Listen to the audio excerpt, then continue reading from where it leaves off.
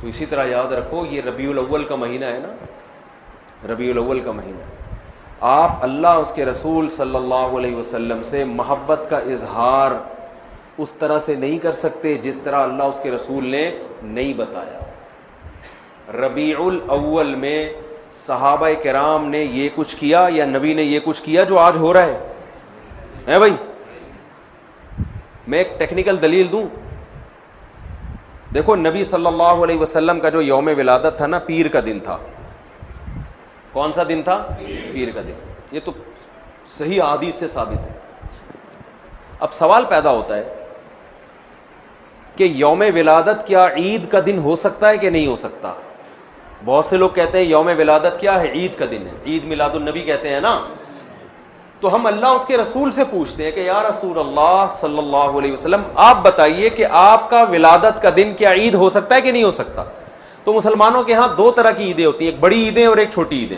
ایک عید الفطر، عید الاضحیٰ، یہ سال میں عید الفطر بھی ایک دفعہ اور عید الاضحیٰ بھی ایک دفعہ۔ یہ اس میں ہم نماز پڑھتے ہیں، نہاتے ہیں، دھوتے ہیں اور مصلی کی طرف جاتے ہیں، ایک دوسرے کو مبارکبادیں دیتے ہیں، جانور ذبح کرتے ہیں، ساری دنیا میں یہ منائی جاتی ہے۔ کیا خیال ہے؟ اور ایک ہفتے میں ایک ایسی عید ہے جو ہر ہفتے ریپیٹ ہوتی ہے، جس کو جمعے کا دن کہا جاتا ہے، یہ بھی چھوٹی عید ہے۔ یہ بھی کیا ہے؟ اس میں بھی کچھ عید کا لک اللہ نے ڈالا ہے۔ اس میں بھی خطبہ ہوتا ہے، اور عید الفطر اور عید الاضحیٰ میں بھی کیا ہوتا ہے؟ خطبہ۔ اس میں بھی 2 رکعتیں، ان میں بھی 2 رکعتیں، اس میں بھی نہاتے دھوتے ہیں، سنت ہے، اور ان دونوں عیدوں میں بھی کیا خیال ہے بھائی؟ نہاتے۔ ان دونوں عیدوں میں روزہ حرام، اور جمعے کے دن بھی روزہ مکروہ۔ خاص جمعے کو مخصوص سمجھ کے روزہ رکھنا حدیث میں اس سے منع کیا ہے۔ کسی کا چھٹی کا دن ہے یا اس کو آسانی ہے تو ایک الگ بات ہے، اس نیت سے روزہ رکھنا کیا جمعے کا دن بڑا دن ہے تو میں اس لیے روزہ رکھ رہا ہوں، اس کی حدیث میں ممانعت ہے۔ تو پتہ چلا عید کا لک آیا کہ نہیں آیا اس میں؟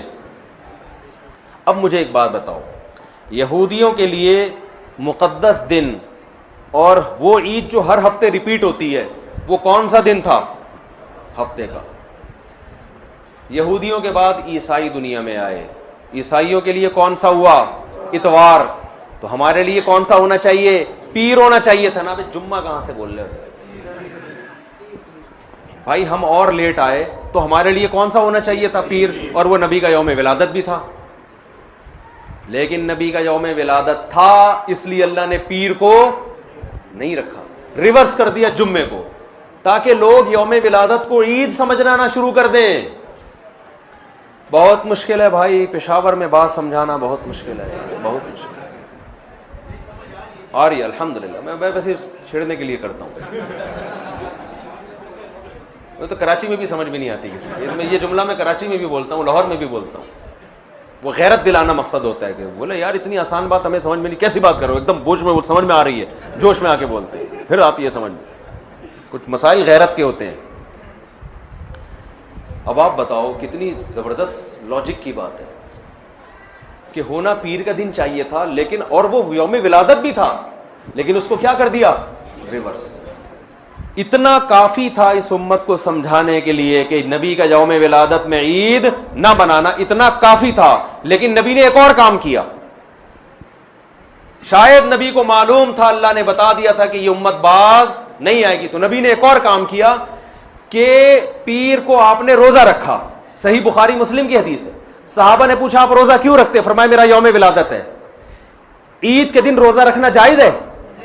کیا مطلب؟ روزے کا، عید کا جو تھوڑا سا بھی تصور تھا نا یوم ولادت میں، اس تصور کے بالکل کھرچ کے جڑ سے خاتمہ کر دیا کہ روزہ اور خوشی کا دن جمع نہیں ہو سکتے،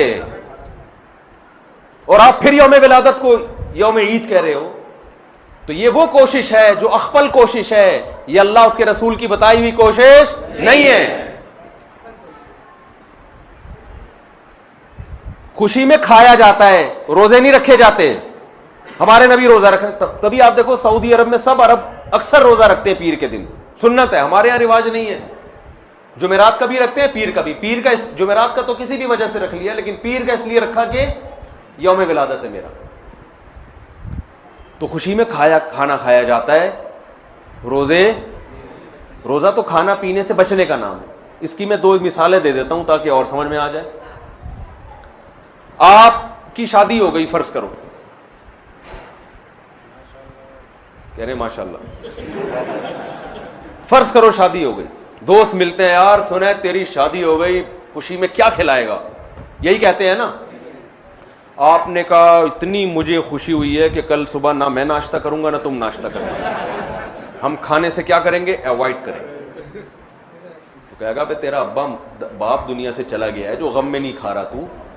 حدیث میں آتا ہے نا جس گھر میں میت ہوتی ہے تو لوگ غمزدہ ہوتے ہیں تو ان کو کھلاؤ جا کے, کیونکہ وہ کھا نہیں سکتے بیچارے, غم میں ہوتے ہیں, پکاتے نہیں ہیں. آپ کا بیٹا پاس ہو گیا امتحان میں اچھے نمبروں سے, لوگ پوچھتے ہیں بھائی بڑا مزہ آ رہا ہے یار, کیا کھلائے گا. آپ نے کہا ڈنر کا ناغہ ہے, آج تم بھی رات کو بھوکے سو گے اور میں بھی بھوکا سو.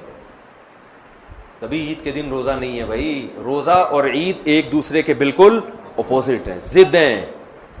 ہمارے نبی نے یوم ولادت میں روزہ رکھ کے بتا دیا کہ آج کا دن عید نہیں ہو سکتی. اور ایک اور بات, مسلمانوں کی عیدیں عید الفطر اور عید الاضحیٰ رات میں ہوتی ہیں صبح ہوتی ہے؟ بولو نا بھائی. کرسمس صبح ہوتی ہے رات کو ہوتی ہے؟ رات میں ہوتی ہے.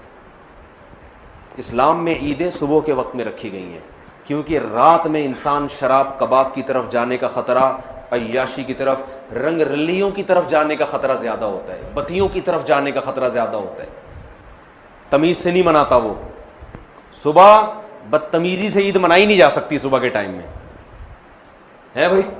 صبح تو نہا دھو گے, نماز پڑھے. جمعے کو بھی دن کی روشنی میں رکھا گیا, جمعہ رات میں نہیں رکھا گیا. اسلام کے سارے تہوار کب ہو رہے ہیں؟ اور عید میلاد النبی صبح منائی جاتی ہے یا رات کو؟